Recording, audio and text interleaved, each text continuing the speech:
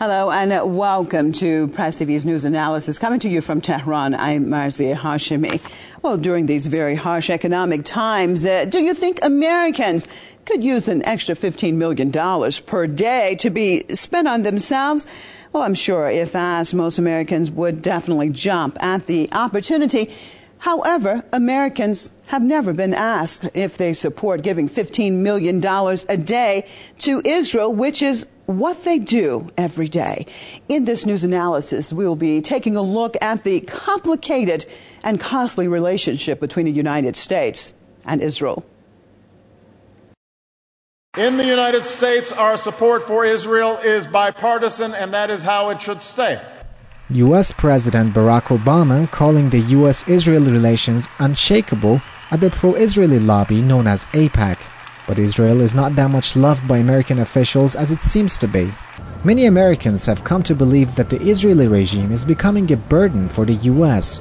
At the recent G20 meeting in France, microphones which were accidentally left on picked up a private conversation between the French and U.S. presidents about the Israeli Prime Minister Benjamin Netanyahu.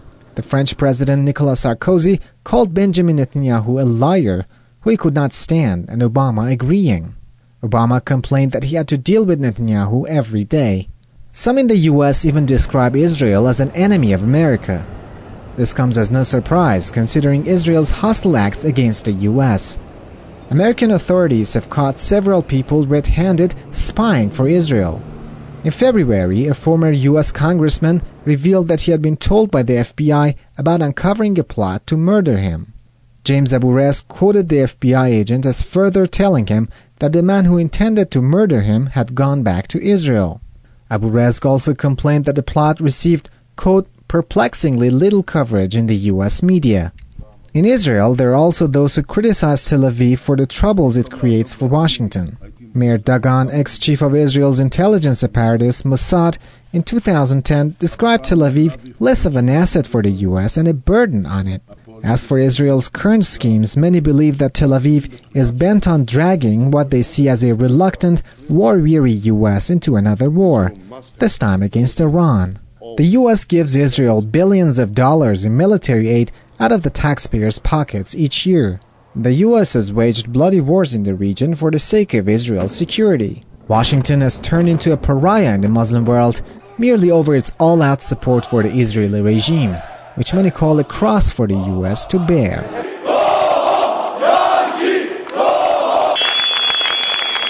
Well, I'd like to welcome my guest to the program from London, journalist and writer, Mr. Bashar Zidan. Hello. Welcome to the program from Beirut, Director of Center for Middle East Studies, Mr. Hisham Jaber. And from Washington, author and historian, Mr. Webster Griffin Tarpley. Welcome all of you to the program. Thanks so much for joining us. Well, let's kick this off in London, Mr. Zidan. In your perspective, who really leads this relationship between the United States and Israel? Well, to define this relationship, we need a close look at the numbers. The Jewish ethnic group in America is not more than 2% of the population. Yet, however, half of the America's billionaires are Jewish. The 4 CEOs of the largest Hollywood studios are Jewish, 3 CEOs of the largest TV stations, and the CEO of the New York Times. So the control over the American population in terms of mass media is highly dominated by their tools, and that's why they can always change the American decision towards the Israeli one. So it is a numbers game and money and power. Okay. Well, Mr. Jaber, why would the United States be aiding a country that doesn't need the money when its own people are really under pressure and suffering right now?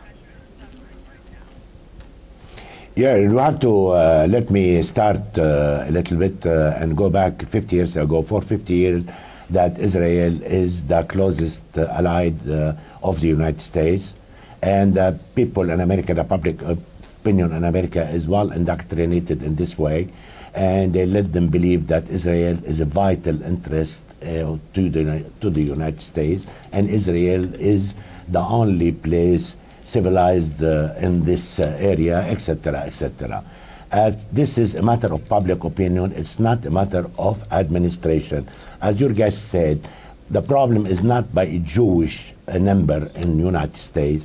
The Christian Zionists are much more close to Israel than the Jewish lobby. You find now in America other lobby than AIPAC, for example, like J Street, which start to talk with another language, trying to be fair in this relation. And this relation between the United States and America, and even you are talking about budget and money, and the problem now in America, financial problem, and even though that America continue to help Israel and to pay about $4 billion officially every year as a foreign aid to Israel. And beside this, people don't know that many billions, maybe between 7 and 10 billions, go to Israel from private sectors, and this money is considered, according to the American law, as tax deductible. And who pay this money? Not necessarily Jewish wealthy people, but many Americans try to pay this money to run away from taxes and to gain the support of the Zionists and the AIPAC and the Christian Zionists in America. That's clear. For 50 years and more, United States, Israel became, heavy to the United States. Now they start to talk about it, and a state of Israel, which considered for American people as we said, as a platform to the United States overseas, even though it's another state overseas, like Hawaii, for example, would think it different, that Hawaii pay taxes to the federal government. Let me turn to Washington, Mr. Jabber. Let me turn to Washington and get Mr. Tarpley in on this. Now, when we look at the reality on the ground, we see situations such as the U.S. sanctions against Iran, that the American business sector was actually against the sanctions because of being hurt themselves. How does Washington then go against the own interests of the people of its country and then go towards something like this, or in implementing things such as the sanctions? I would say the relevant term is Wall Street imperialist circles. In other words, the power here in the United States is not located in Hollywood or in the Congress or even in the White House, but it's rather at that point where Wall Street interfaces with the State Department, the intelligence community, the Federal Reserve, and the Treasury. We have, after all, an invisible government. So I think we ought to see the invisible government as a kind of banking power, which is very much indifferent to commercial interests, exports, and things like this. And of course, they also play the game of world domination. A couple of voices from this permanent establishment that may be relevant. We had Netanyahu here in Washington a week ago, strutting with his pompous and bombastic speech. Israel has to be master of its own destiny. He's got to be able to defend Israel by himself at any time that he wants. This is fine, but then you're also free to bear the consequences alone. And I think we had a week ago Zbigniew Brzezinski, someone that I differ with very much on most things. Zbigniew Brzezinski has now joined my call for an ultimatum by Obama and by the administration to Israel, which he discussed with Fareed Zakaria on GPS, CNN, a week ago. And that is to say, there will be no war in the Middle East. The United States will not wage war. If Israel insists on waging war, they bear the consequences. They're on their own. Aid must be cut off. No complicity by the United States in such a war. Unfortunately, we have an administration here with Obama that is so weak and so feckless that he's incapable, for a combination of psychological and electoral political reasons, of making such a statement. Because what Netanyahu says can also be said from here. We have to be able to assert the paramount national interest of the United States, which is that there be no war. This would be a futile, ruinous exercise just as we're winding down the existing wars to be dragged into another one. It should not be allowed to happen. Well, what about that, Mr. Z, then? Mr. Tarpley saying that there should be no war and that Israel should be given an ultimatum. How likely, though, is that to happen, given the current situation in American affairs? Now, of course, Mr. Tarpley talked about a weak President Obama. Is it a weak President Obama, or is it the system itself? Because prior to Obama, we saw Bush, and prior to him, we have seen basically the Israelis more or less getting their ways with Washington.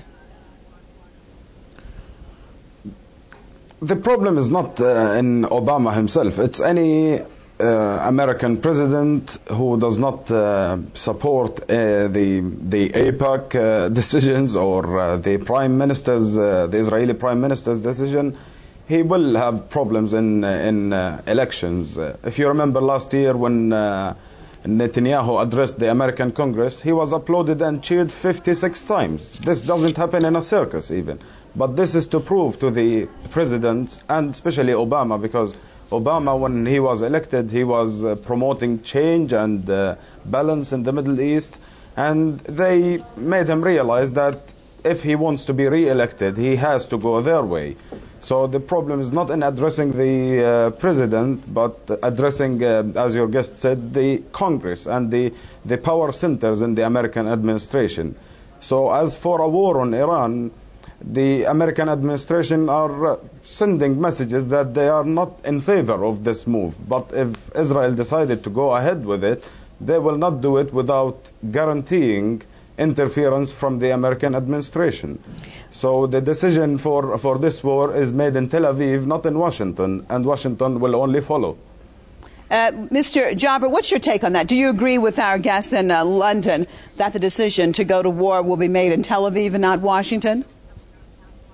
No, really I don't agree. There is a conflict, political conflict now between America and Israel. Israel is trying for years to push United States to start military operation against Iran, even within George W. Bush era, and it didn't succeed because America, even that era in W. Bush era, they discovered that any military operation against Iran, it will be catastrophic for the interest of the United States in that region, and they tried to convince Israel about it. And now they are making pressure on Obama, and especially now there is election in the United States, and Obama know very well the influence of the Jewish lobby and the Israeli Prime Minister within the Jewish lobby in Washington.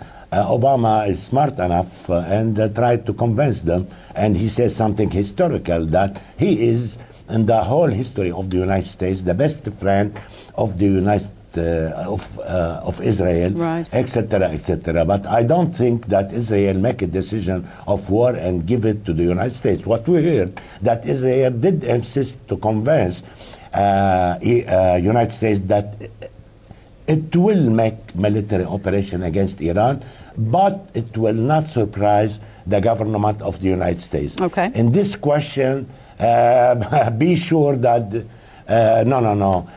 America, still Israel, under the control in this issue. Not the decision is not made already in Tel Aviv. Okay. It's not made already. It's not made yet, and it will not be made in Tel Aviv instead of Washington. All right. Well, Mr. Tarpley, now we've been talking about a possible attack or war on Iran, but we are currently witnessing more attacks right now by the Israelis on the Gaza Strip. And again, we're seeing the silence from the United States on this issue. How do you explain this? With the United States' continual silence in an issue such as this, really, isn't the United States just basically shooting itself in the foot and destroying its image more and more internationally? I would say yes. This is called hypocrisy. This is called double standards. This is a bankrupt foreign policy, which, as you say, is widely discredited. But in terms of what to do, right now we have a very interesting possibility that's opened up in the Congress. We have a Republican congressman from North Carolina, Walter Jones, fairly obscure backbencher, very conservative, a right-winger. But he's done something useful, which is he has submitted a resolution to the House of Representatives which formally warns Obama, saying, if you start any other war after you started, he escalated Pakistan into a completely new war, and he's also then attacked Libya, and he's essentially running wild in the Lakes District of Africa, in the area around Uganda, right, where we have so much attention. But the resolution says, Obama, if you insist on an attack, you will be impeached. Now, obviously, at this point, all eyes turn to Ron Paul, the member of the House of Representatives, the only one who's running for president, who could really put this resolution on the map, since he gets to take part in the nationwide cable television and even broadcast television debates. So what's going on right now is a campaign on the internet to force Ron Paul to get over whatever problem he has and come out forcefully, not with a throwaway line, not with lip service, but to make the purpose of his presidential campaign from now on to get this Walter Jones resolution passed, send that on to the Senate. But of course, once it's passed the House, that's enough, because that's where impeachment occurs. Ron Paul up to now seems to be more interested in his dirty deal with Romney, whereby Ron Paul would give his delegates to Romney, and Rand Paul might become, the son of the current candidate, currently a senator, might become vice president on a Romney ticket. That's not good enough. It's time to do something, if we're serious, to ward off a catastrophic war in the Middle East. Well, let's look at that, Mr. Tarpley. I think we have voices from the establishment. Okay, let's look at that, what you're saying. How likely would something like that happen, given the political scenario that we're talking about in the United States? Do you really think that they would be able to pass such a resolution or bill and really get it implemented at this point in time? Well, the House of Representatives is full of reactionary Republicans, Tea Party fanatics, what have you. And they have all kinds of problems, but the one thing that they have is that they don't like Obama. And if Obama puts his name on a major war, I think there is going to be a backlash. So the time to go on record for that, however, is now. That's the benefit of the Walter Jones resolution. You can vote before the fighting starts.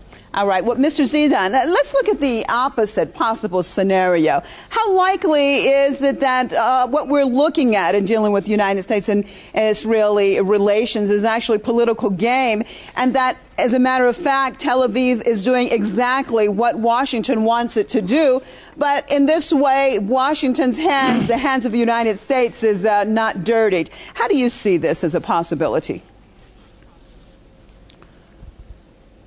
Well, we have to realize that America controlled the Egyptian decision for over 30 years by only $200 million a year.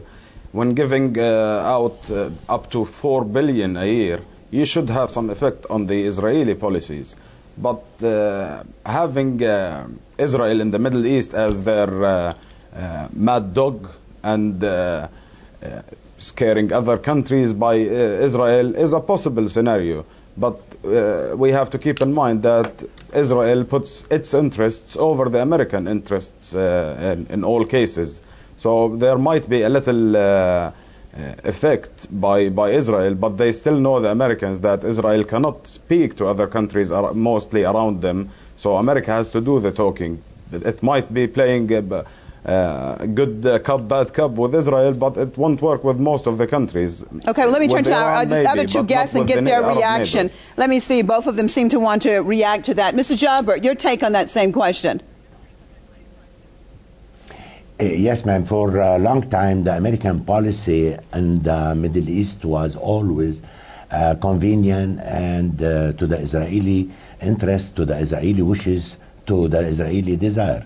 But on the other hand, America has its own interest in the Middle East. There is in many, from time to time, divergence in many places between American policy in the Middle East and the Israeli policy in the Middle East. Now, the people, even in America, and even that is the Jewish lobby control the mass media, and based on the revolution of the mass media in the last 10 years, 5 years, the people in America start to ask a question. If the commitment of the United States toward Israel, that means also that United States must support any aggression of Israel, any adventure of Israel in the area. For example, this is the question start to be asked in the United States and even within the Jewish. Now the foreign policy between the two countries, there is of course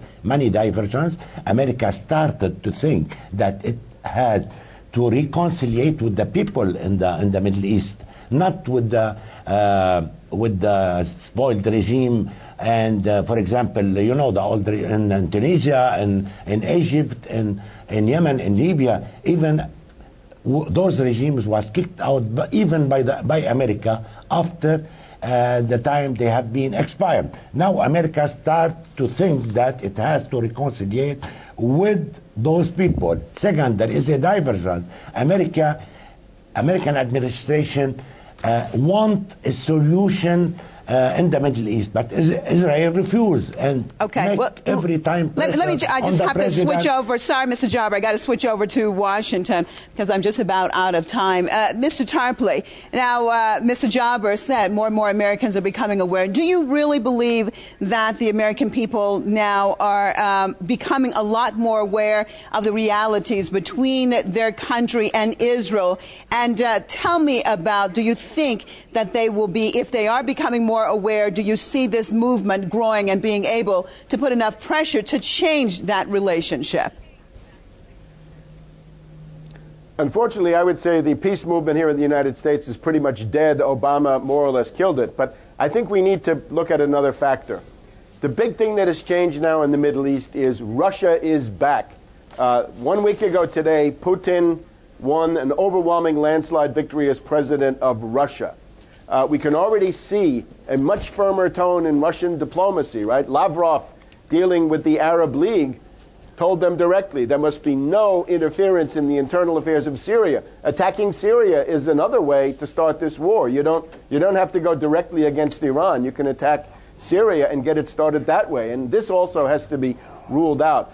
I think the time may be ripe for President-elect Putin, President Putin, to assert the new presence of Russia in the Middle East with some kind of a major initiative. The one that occurs to me is, why not call a general Middle East peace conference and invite everybody to come? And if people feel threatened, let them come. If people need to be rebuilt after wars, let them come. If people want to stop new wars, let them come. And I think that's one way to deal with this, because we have Netanyahu who says there must be no negotiation with Iran, which is simply crazy. Everybody should Mr. negotiate Tarpley, with everybody else. Thank you so much. Thank you so much for your comments, but we're out of time. I appreciate everyone being with us. Mr. Bashir Zadan in London, Mr. Hisham Jarber, Beirut, Mr. Webster Griffin Tarpley in Washington. And as always, viewers, we appreciate you being with us. Join us here, same time, same place tomorrow for another top look at one of tomorrow's top stories. I'm Marzia Hashimi, signing out for myself and the crew here in Tehran. Thank you so much for being with us, and goodbye.